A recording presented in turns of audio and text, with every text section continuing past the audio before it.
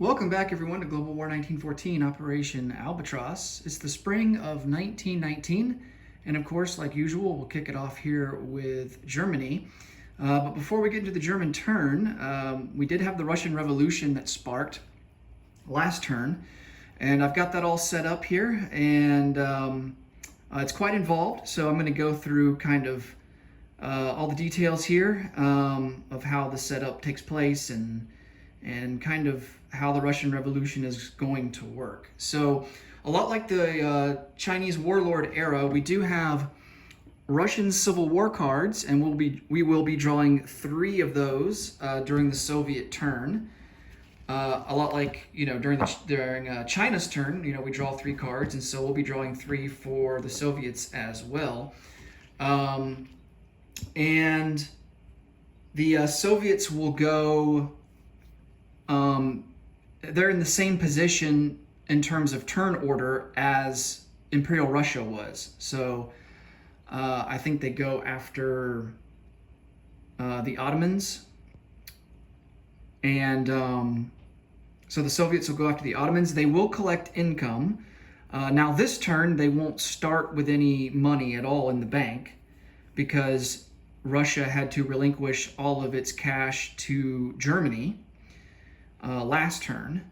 So Germany will have quite a bit of money in the bank to spend on this turn. But the Soviets are sitting at 9 IPP. And as you can tell by looking at the map here, they're a bit fractured. So we do have Poland that's become independent, and they are controlled by the Germans.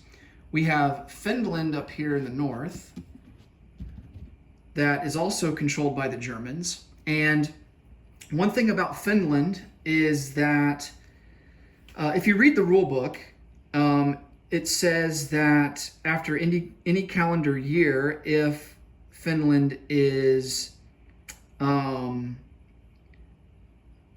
still basically alive in the game, if they still control territory at the end of any calendar turn, then they will become a strict neutral.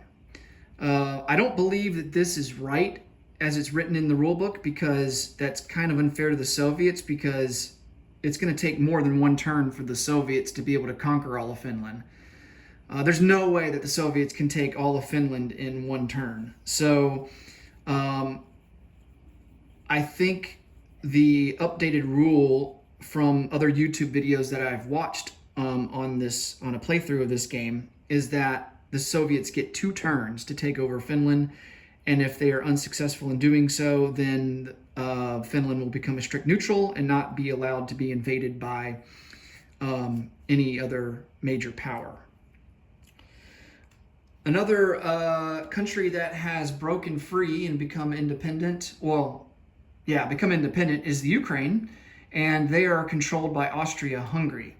So Germany and Austria-Hungary, they are allowed to move their respective forces that they control within their home country. So, for instance, Ukrainian forces are not allowed to go outside of the Ukraine. But they can defend. They can't attack outside of their home country, but they can defend and attack within their home country.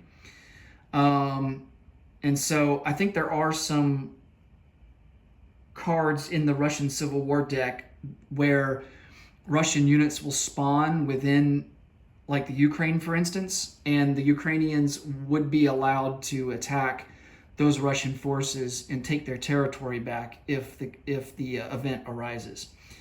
We also have the White Russians here with the Russian Federation roundel, and they are kind of scattered across the country here, all the way to the east here in Siberia as well.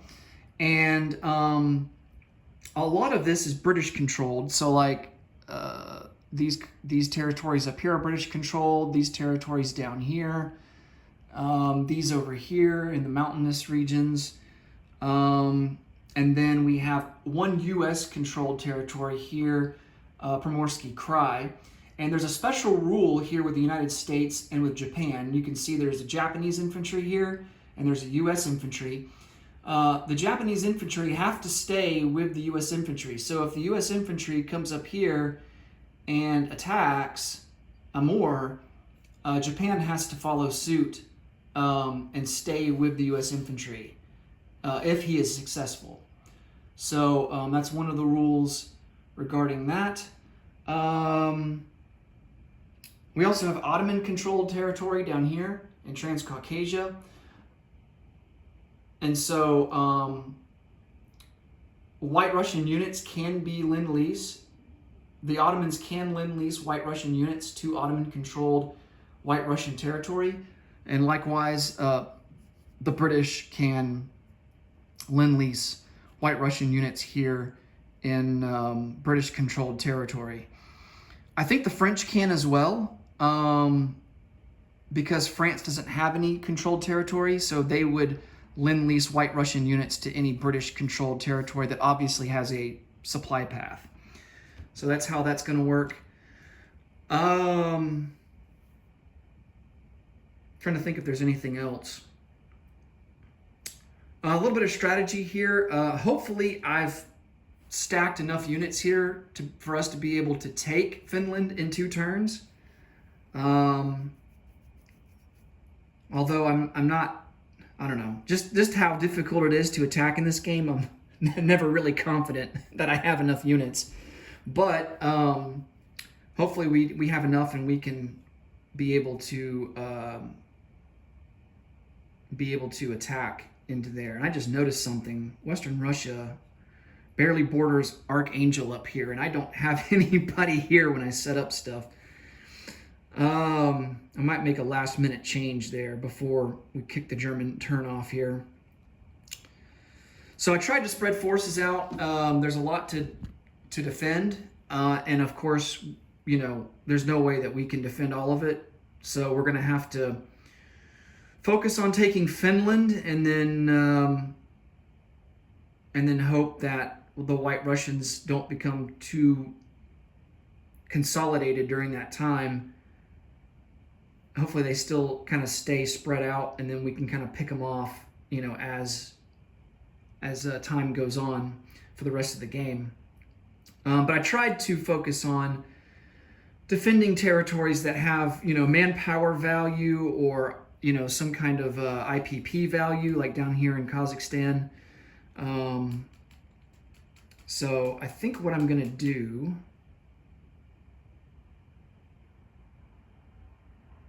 I think this infantry that's over here, I'm just going to move him over here. So during the setup phase for the Soviets, we took all of the Imperial Russian units and we divided them in half. And then we were able to place them anywhere on the map that we wanted to. And there's minimums. So for like militia, for example, I didn't meet the minimum requirement for militia, so I was actually able to place more militia than I had, than the Imperial Russians had. So, but there are some cases where I had more units than the minimum, and I was able to place those down. Like infantry, for example, artillery, Cossacks. I didn't have any cavalry, so I was able to place some cavalry down based on the minimum requirements. Also got a free armored train. I think I got a free fighter as well. So yeah, it's pretty cool. So I also had a mountain infantry down here that I put in North Caucasia. And so there was no minimum requirement for that. And if you divide by half, you round up. So, you know, a half of a mountain infantry is equal to 1 mountain infantry. So that's kind of how that rule works. And of course, the Ukrainians and the Polish and the Finnish, they get their own units that they got to place down as well. Not a whole lot that they got to place down, but, you know, hey, it's something. Now, the Soviets aren't allowed to invade the Ukraine, Poland, at least during the first phase of the Civil War. So the Soviets have to stay clear of these guys for now. Trying Trying to think if there's anything else. I think that pretty much covers it all. There were some ships here in port, some Imperial Russian ships. Those became Ukrainian. The Imperial Russian ships up here in port in Petrograd, because Petrograd becomes Soviet, these ships here become Soviet. And let's see, if there were ships in Primorsky Krai, they would have become White Russian, but there were none. So White Russia actually doesn't get any ships at all. Okay, let's get started on the German turn.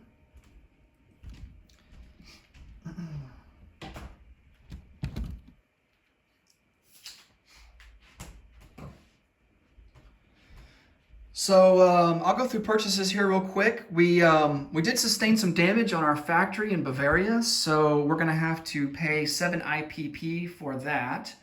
That leaves us with just 1 slot for production, which really sucks because that's kind of our main front line right there with the French, and we really could use some artillery there, but we're going to have to just be able to put down 1 there this turn. Also, we have to remember, because of the random event, Germany's manpower icons are reduced by 1. So they do have improved factories, so that increases it by 1. So basically, we're still at the default, whatever's printed there on the map for our manpower production.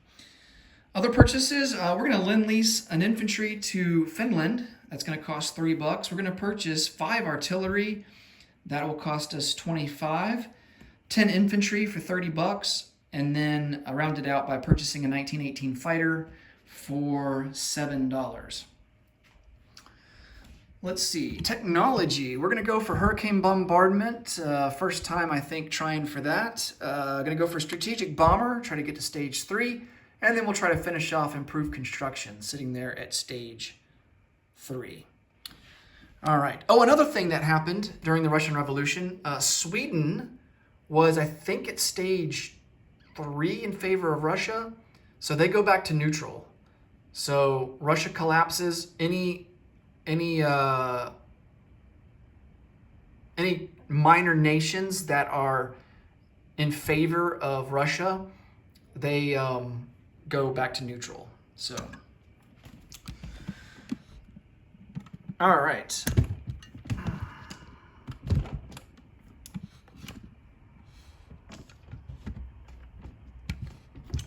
Let's roll for some technology.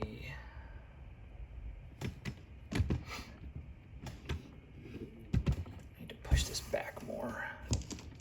Give more room for the camera.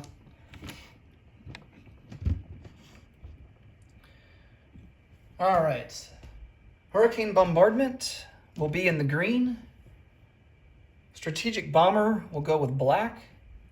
And improved construction will go with brown.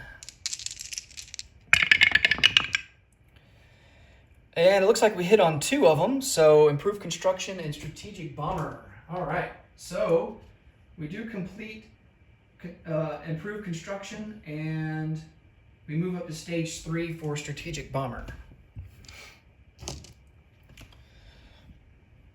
All right. I don't think we really have any combat moves. Well, actually, we do have 1. You know, we're really on the defensive here. And really, this turn, we want to move a lot of guys to the Western Front that were on the Eastern Front. So, but we will take that seaplane that's in Western Germany, and we're going to... Oh, we can't. We're not at war with the Soviets. We're going to take the seaplane that's in... I'm so used to... just habit. I'm so used to attacking that coastal sub, and I haven't been able to get them all game. We're going to take that seaplane that's in Western Germany and go after the French coastal sub that's there in A11. And so we will need a 3 or less to be successful there. And we miss with a 6. All right. I think that's all the combat. Here in Mexico, we still have the revolution going on down here, and we're kind of got our backs against the wall here. At this stage in the game, the rewards that we would receive, or preventing the rewards that the Entente would receive, I don't really think is worth it. So we're really not, we're just going to be throwing money away at this point, trying to invest in that. Actually, let's go over to the rule book here and see if I can look up, see if I can remember where the Mexican Civil War, I think it's towards the front, maybe.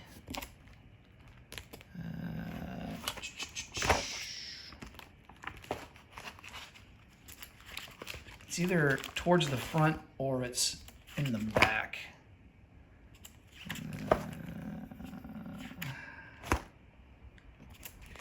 Beginning to think it's in the back. That's totally back. All right. Let's see. Regional conflicts. Yes, Mexican Revolution. All right. So here's what each side would get if they win. So if the revolutionaries win, Mexico becomes neutral. The USA advances 3 stages in improved logistics and 2 in improved construction. The USA, I think, already has that. They've already maxed out logistics and construction. So, as Germany, if we let them win, they don't really get anything that they don't already have. If the Federales win, Mexico's diplomacy marker moves to level 2 for Germany, which, is pretty cool. Cuba becomes neutral, which I think is aligned to the United States, so that's actually good. Germany advances 1 stage in improved logistics, which we actually don't have at all. So we don't really lose anything by letting the revolutionaries win, but we do gain quite a bit if we win. But the chances of victory by the time the game ends is pretty much, the odds of that happening is next to nothing. So I think we'd be better served spending money here against Britain and France and the US, and trying to hold on for dear life in Europe. So let's do some non-combat moves. And we do control Finland, so I am going to start with them. We want to consolidate everybody that we can. I'm going to put them in southern Finland, so 1 infantry will move from Lapland along with an artillery to southern Finland. 1 infantry here in Karajala will move to southern Finland. Here in Poland, we can move some guys here as well. 1 infantry from Congress of Poland will move up to Grondo province. I will keep an infantry in Warsaw and then move 1 out of Warsaw to Grondo. And then we have to keep that infantry there in Congress of Poland. All right, and then we've got all of these infantry here in our home country that we need to rush to the Western Front. How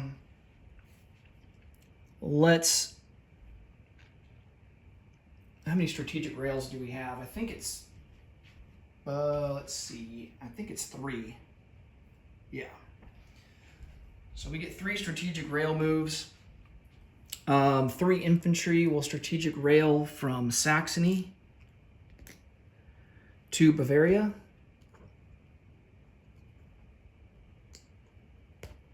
That will bring the total to 11.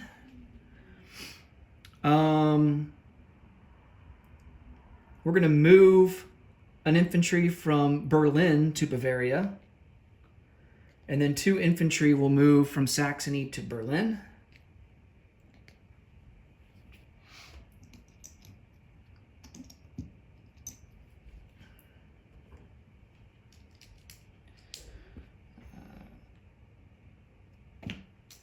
change some of these chips out here.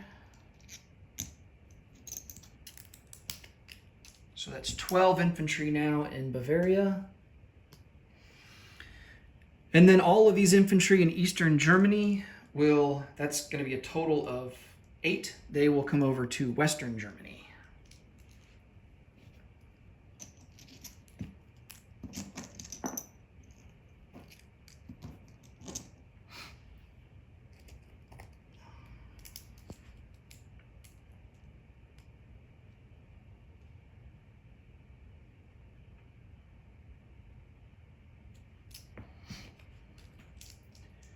All right, so that will bring our total up to 10, 11, 12, 13, 14, 15 infantry in Western Germany.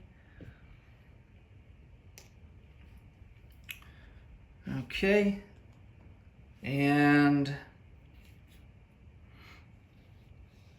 I do believe that will be all. Looks like we have 3 territories down in Africa,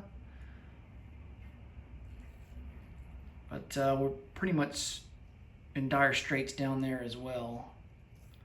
I just want to focus on Europe for now. Make sure we shore up our home country. Okay, let's play some new units.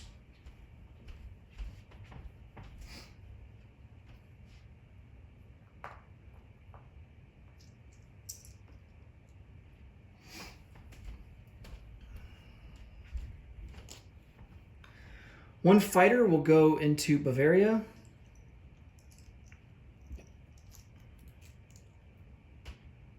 Nope, I take that back. One fighter will go into Western Germany. We're going to use our 1 slot that's available in Bavaria to place an artillery. And then we'll place the other 4 artillery into Western Germany.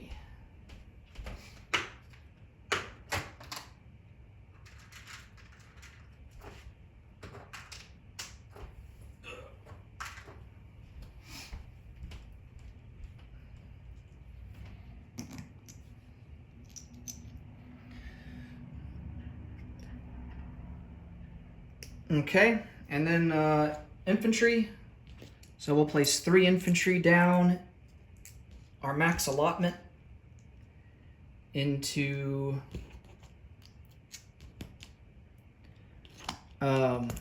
Western Germany.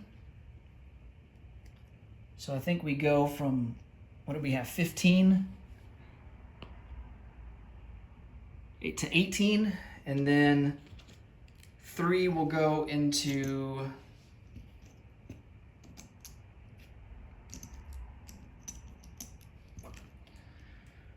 Bavaria.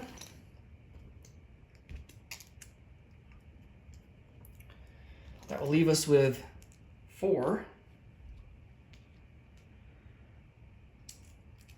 So let's see. Let's place 1 into Eastern Germany.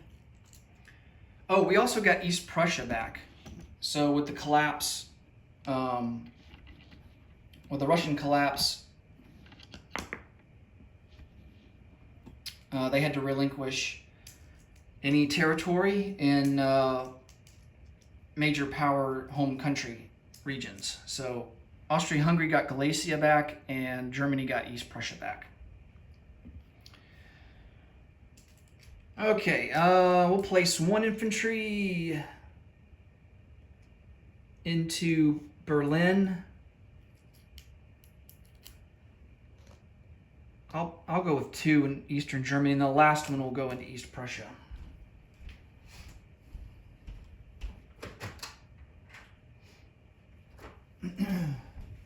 Just gonna get a sculpt out for him. All right. Now let's come over here and collect some income. So we do collect 3 from trade. Our base is sitting at 41. Our ports are still blockaded. Sweden and Norway are still neutral, so that's +1 there. We don't have a rail connection, so we don't get a bonus income for that because we need southern Iraq. So we get +4 total. So That will give us 45 in the bank for next turn. Oh, I got to place my Lend-Lease in Finland. And he will go into southern Finland.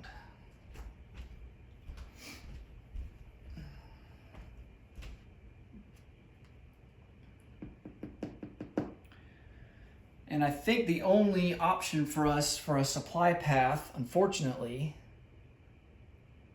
well, I'm trying to figure out if there's a way that we can get around that Soviet coastal sub. I think we can go up to Latvia, use the port there, and then transport it through A14 to southern Finland. That should be a way to get around that coastal sub. All right. Otherwise, he would get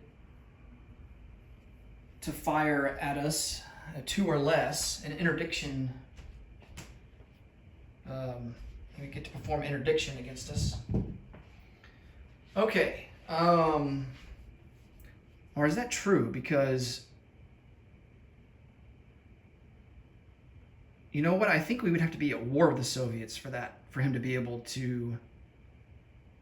Yeah, we would have to be at war with the Soviets for him to be able to interdict. So, yeah. I don't think, either way, I don't think he'd be able to fire on our Lend-Lease. Okay. Yes, so we collect 45. And we will have 45 in the bank for next turn. About to forget, let's do recruitment rolls. We do get 3 recruitment rolls, 1 for Poland at a 3 or less, 1 for Finland at a 3 or less, and 1 for Mexico at a 2 or less. All right, so here is Mexico. Miss with a 5. Here's Poland at a 3. Hey, we hit on Poland, nice. And then here's Finland. Finland hits as well, all right. So we get some free troops. Poland one will go into Grado province. The Finland one will take an infantry in southern Finland. And that will put them up to 5 infantry in southern Finland. All right, that will do it for the German turn. Next up will be Great Britain. Thanks so much for watching. Until next time, take care. Bye for now.